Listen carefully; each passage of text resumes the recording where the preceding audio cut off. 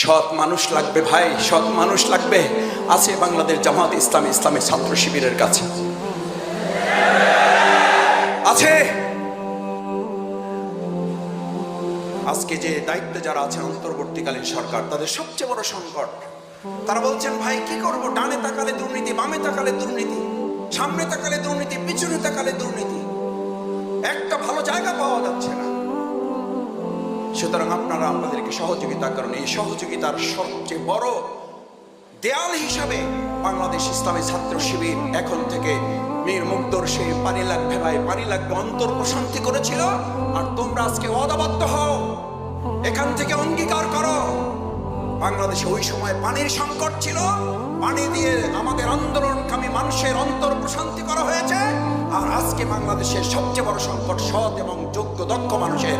তোমরা স্লোগান নিয়ে রাস্তায় বেরিয়ে পড়ো, সৎ মানুষ লাগবে ভাই, সৎ মানুষ। বাংলাদেশ ইসলামী ছাত্র শিবির তৈরি করছে এই দিন সৎ মানুষ, সুন্দর একটা বাংলাদেশ বিনির্মাণে আমরা আপনাদের পাশে আছি। দেখি পারবা ইনশাআল্লাহ সৎ মানুষ, সৎ মানুষ হব ইনশাআল্লাহ। রাষ্ট্র মেরামতে চাই নিজের মেরামত, বলো। রাষ্ট্রের সংস্কারে চাই নিজের সংস্কার, রাষ্ট্রের সংস্কার